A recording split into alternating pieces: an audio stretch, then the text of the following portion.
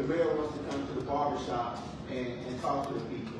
And I said, does he really want to do that? Because this is an unfiltered, this is our safe space, this is an unfiltered environment. And he said, well, yeah, he really wants to do that. And I said, that's great. And I think that is a testimony to the leadership that we have in Cleveland.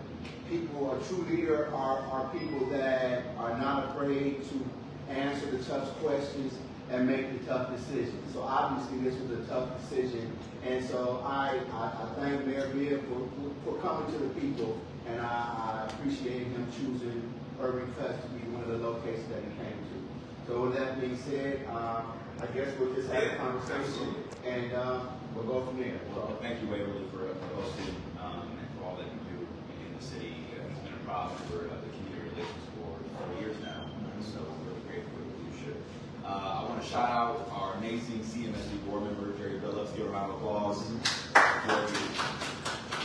He's been doing a fantastic job, really bringing his expertise in serving juveniles across the city and bringing that lived experience to CMSD's board. He's doing a great job on the board.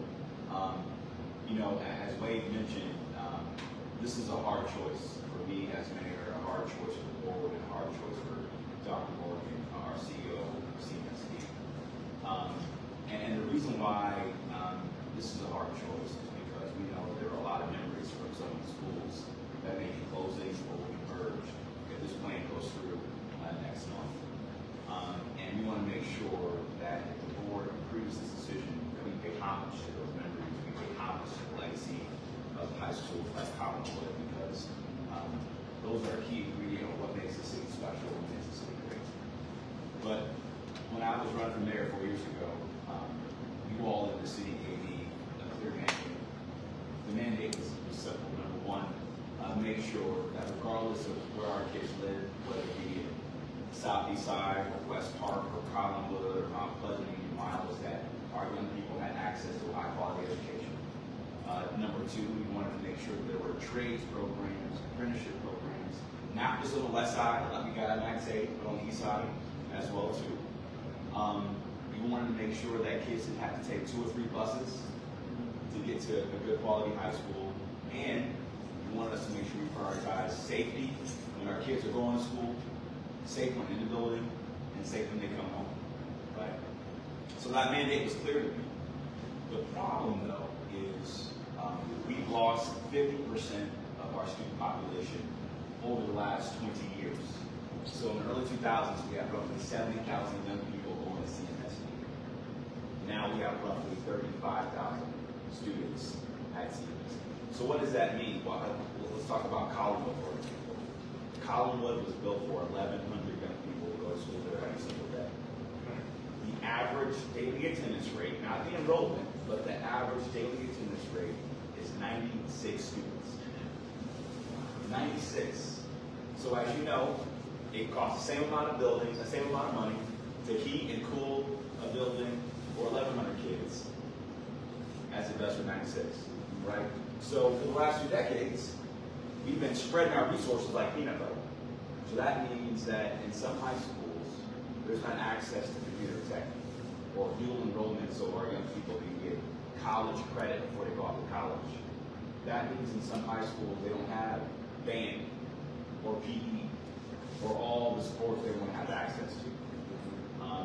That also means in some middle schools, young people aren't getting access to Algebra 1 before they go to high school. And you think about the kind of skills our kids need to compete and put food on the table, make good money, and have good access to good quality education and good jobs. We aren't doing our part, right? And so the Building Brighter Futures plan is going to give us the resources, the investment, and the strategy we need to make sure our kids are ready for college, career, and life. And so, while I know these decisions are hard, this is about making a down payment for folks like this young man so that they have access to what they need to have access to achieve their God-given potential. So that's why I'm here to talk about this plan, what it means for me as mayor, and what it means for the future of our city, and I'm happy to take any questions you guys might have. Sir? The issue of Collinwood, I was there in North Beach, we talked last week.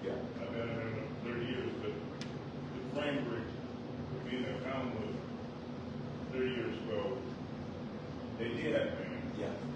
They did have a program for students to become school teachers. When I left, Bill Mark was principal at the time, and he gave me something real good. I was first year at that time with the principal board. And that's been now 30 years. But make the story short, my thing is this: if you put Conway and Glenville together, maybe that will stem a little bit, because that's what you said, the school is built for a lot of students. Yeah. Yeah. I don't know how their structure is, but I know college is big on that you said, it's big on college host students. But my question for you is, they got a wood shop back there. Somebody said on the first floor, they had where the office used to be, where the office was.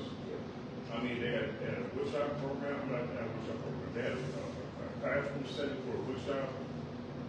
But as far as, I mean, the question I want to ask is, with these, if you combine both schools, but if you use Collins, for example, you can have that for a woodshop program, all in the field, bring in Ford Water Company, for example, bring in GM, for example. I mean, something that these kids learn a trade before they go to work for.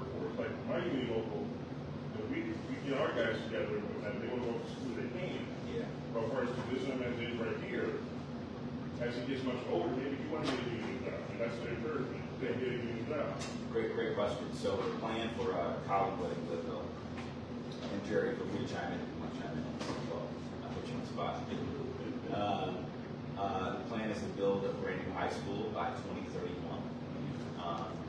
And in that new high school, we're going to have apprenticeship programs, trades programs, just like we have on the west side of the United States. The other thing we're going to do, I hear from a lot of young people, and some have actually dropped out of high school because they're making more money cutting hair, doing nails. They want to get involved in cosmetology, right? You know, right now we don't have a dedicated cosmetology program inside of the CMSD high school. And no barber program. So we're going to put a cosmetology program at John Adams High School in the southeast side, right? And so we want to make sure that we have pathways to the trades, pathways to the apprenticeship programs, pathways to medical careers, like we have that West at Metro Health, and that partnership.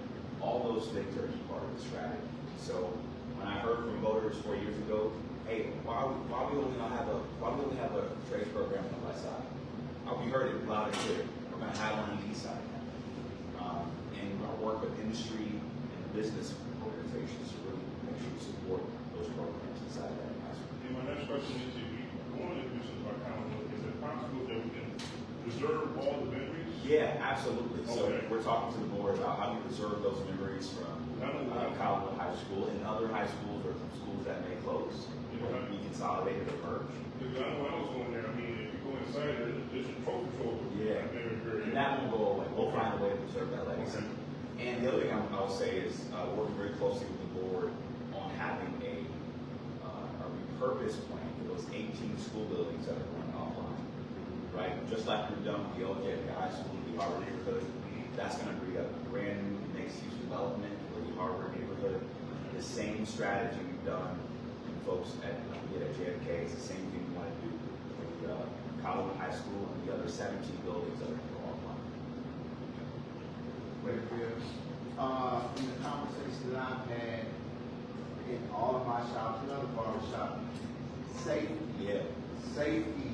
Again, when I open this up, these are two great communities, two pride-filled communities, as they should be. But the street elements have been at war with each other for a number of years, so a lot of parents are worried about safety of the youth. Listen, I would say this: we as adults have to do a better job of changing this narrative around. We have to get out of this legacy mindset that these high schools inherently are gangs, and that our children, because they go to different high schools, are going to bring that mentality to this building. Safety is my number one priority for people across the city. Starting in 2022, after we had a tragic shooting outside of John Adams High School, we stood up a safety coordination committee between City Hall, my command staff, and the police department.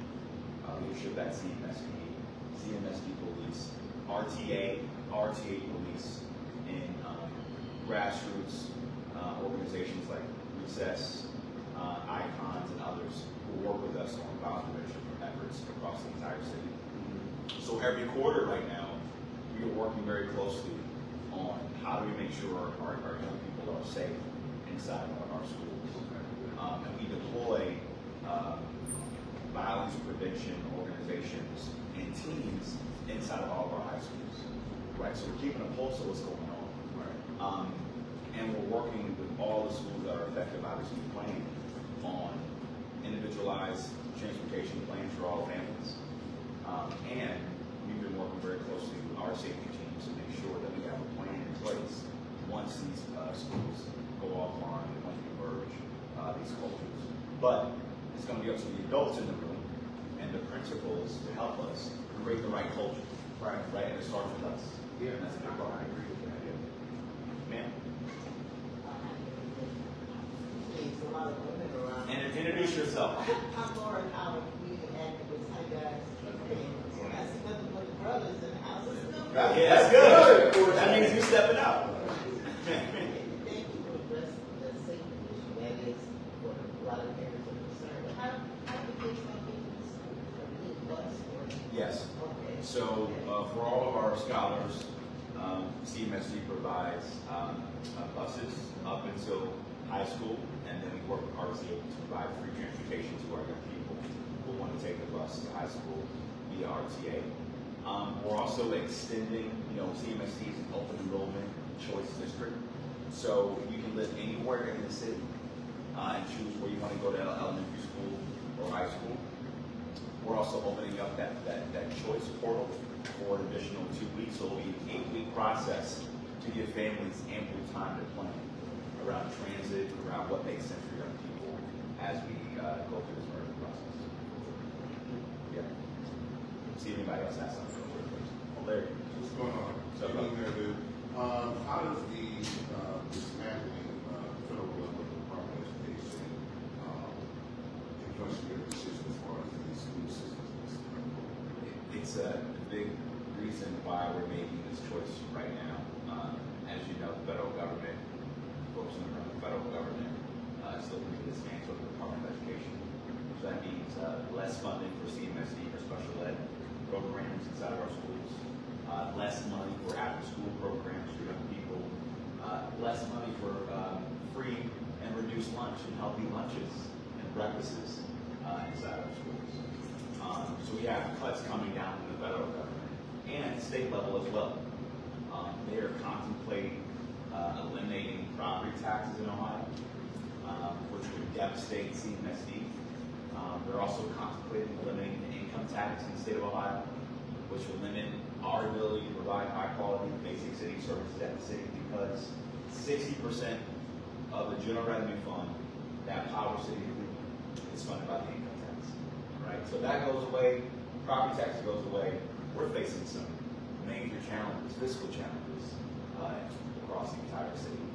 And with this plan, we're going to save roughly $150 million, right, Jerry, over the next 4 years. So to make sure we have the sustainability we need as a district and as a city to provide resources to the people. So I'm not trying to outsource our destiny to the state or federal government. We got to be the masters of our own destiny, and this plan does that. Yeah. Jerry, anything you want to add as a board member? Thank you, Mayor. I would just say it's so important as a board member to hear from the community. So thank you, Ms. Quinn. Thank you, Mayor Bibb. Thank you, everyone. I really show up to these type of conversations to hear from the community as an effort to make sure that as we're going through this process, considering all this data, considering all these considered points, that we're informed by what the community wants also. It's important to hear from people who get to the schools who have concerns, who have safety concerns, and transportation concerns, or what have you. So that we can take all of that stuff into account. So I'm just here to hopefully hear from everyone and take in what people have as concerns, and then help do my part. I'm a CMSD graduate. I went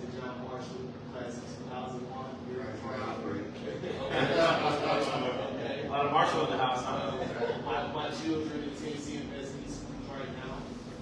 You know, I have 3 children, one that graduated and 2 more that's in CMSD schools right now. So these decisions are very, very dear to me. My biggest critics are my children.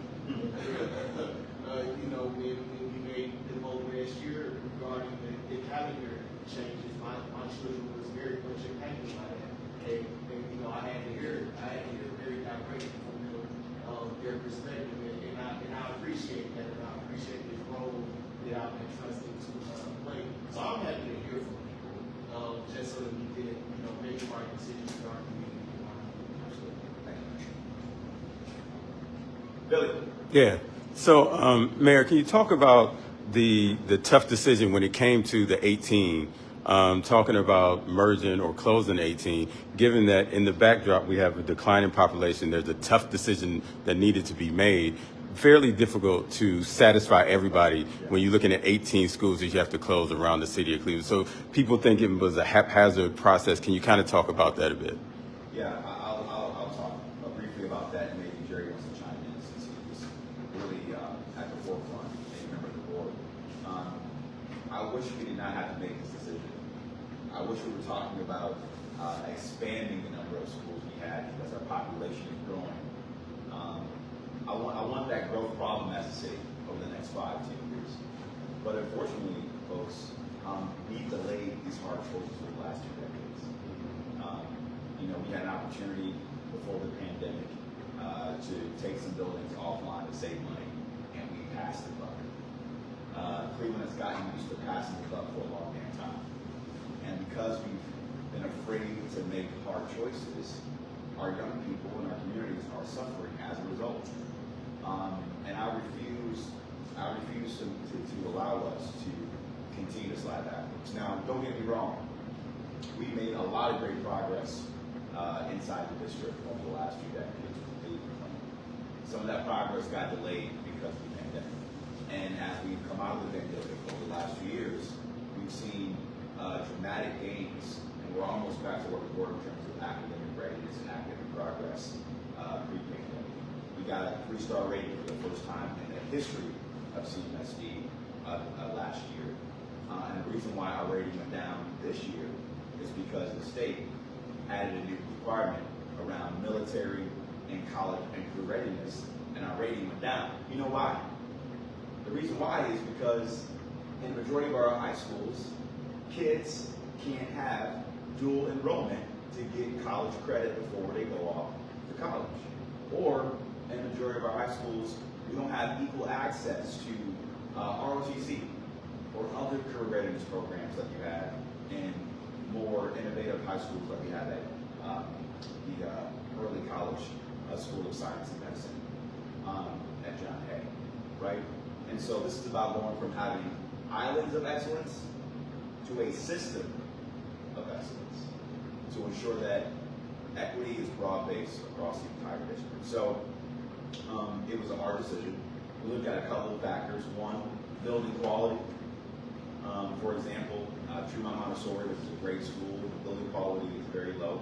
So they're going into a brand new elementary school, and they're going to have an enhanced experience because the building's going to be a lot better. The second thing we looked at was population trends. Where have we seen a decrease in population? And the third thing we looked at was the quality of education inside that building. Because I refuse to do this and put kids in low-performing schools, right?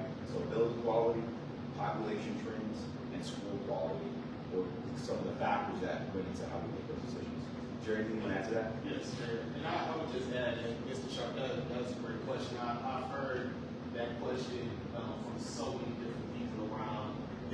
Was this just a quick decision that wasn't well thought out? I would assure you all, gracefully, that there's been a lot of work put into this. This is not something that was just thought about a month ago and the recommendations made in a couple of weeks. There's been months and months and months. I've read more reports on data and population than I care to admit. Board financial reports and just so much over since I've been a board member. I've become a board member that's the same year, so it's been about a year for me. But we thoroughly went through so much conversations and so much information to get to this point. So this has not been something that was just a good thing. The CEO of the district and his cabinet has done tremendous work preparing for this over a long period of time. So it's really been a lot of work put into it, a lot of thought. This is a difficult situation. It's not an easy thing to do when you're trying to wrap your head around this big of a change. I don't think something this big has happened since probably desegregation. And so, to get to this point, there's going to be some difficult situations. There's going to be some difficult conversations to be had. That's why we're here to have, so that we can figure out what's the best path. Yes, sir. Mayor, What's your name? I'm Greg Burnett. I'm with the lane. Do you know how many jobs will be cut? Teachers, principals, and all the people it takes to run the schools? Well, right now, we're not contemplating massive teacher layoffs at all. One of the great things about this plan is while we're taking some schools offline in emerging buildings, that's going to allow us to put more teachers in classrooms across the entire district because our footprint is more now. So that gives this extra funding. It's going to give us more money to invest to make sure that there's computer tech in our high schools. It's going to give us more money to make sure that every scholar, if they want to, get out of the 1 to 4 to go off to the next grade. Did you know only 70 students across the entire district of CMSD are taking out of the 1 to 4 to 9th grade? Only 70. Only 70. Think about that for a second. That would never happen in Shaker Heights, would it? Or Beechwood, or Orange, right? And so, because we are shrinking our footprint, we're going to have an increase in savings, and we're going to take those savings to make sure that we have the high-quality education and high-quality extracurricular programs that we need to invest in across the entire footprint because it's going to be a lot more. Absolutely, absolutely, absolutely.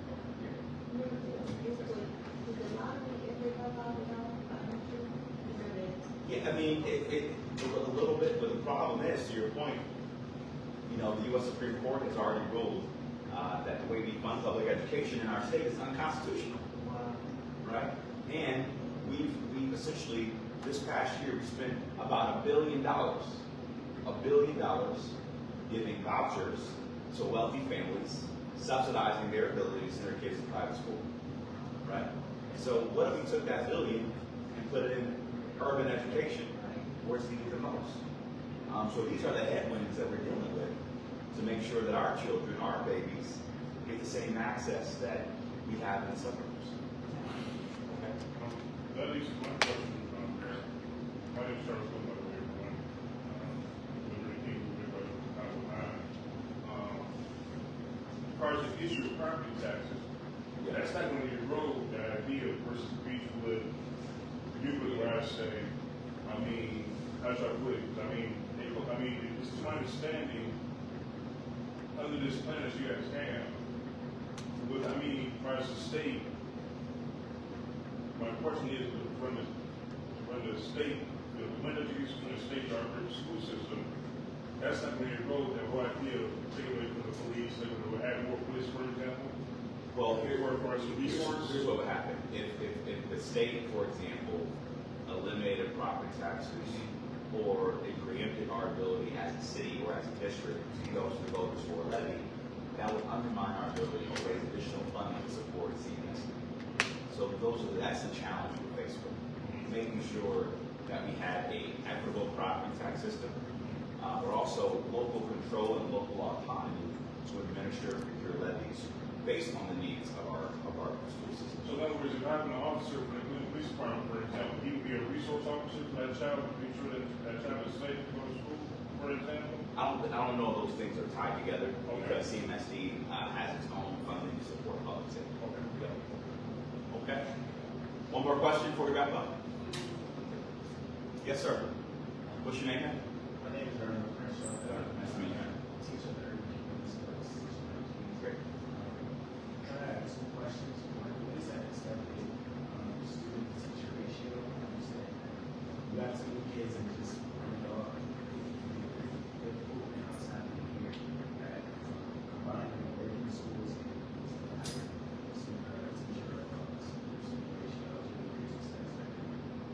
I don't know that exact ratio, but I will say this. Dr. Morgan and the board have prioritized making sure that we're not putting too many children in the classroom where the education suffers as a result. We want to make sure we continue to promote manageable to small classroom sizes to give our teachers the flexibility and autonomy they need to provide high quality education inside the classroom. I would also say this. One of the things I think that's positive about this merger, let's talk about John Hayford here. You know, there are 3 different high schools right now inside of John Hay. So if I go to the John Hay School of Early College of Science and Medicine, and let's say I wanted to take an architecture class, I can't do that, right? So we have one high school with 3 different principals, 3 different curricula, and if a student wanted to, you know, have some flexibility in what classes they took, they can't do that now. Same thing with John Marshall. 3 different principals with 3 different curricula. And before that, we had, how many different calendars did we have, Jerry, before the calendar got unified? 5. We had 5 different calendars across the entire district, right?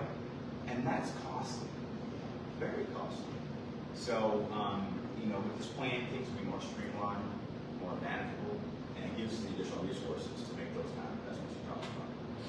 My second question was, I know schools like Hollywood and Underwood are providing a little bit like outside community resources that are doing community, Yeah, so for example, we're in talks with the YMCA and the Collinwood Middle neighborhood about how may they be a partner to support us with that in high school. We're talking to the Cleveland Public Library about making sure they continue to support us with this merger. Tri-C as well. Tri-C has already expressed interest in taking over these buildings that we're taking offline. So there's been an overwhelming amount of folks coming to us to support us. Okay, y'all. Thank you so much for being here. I appreciate it. Thank you.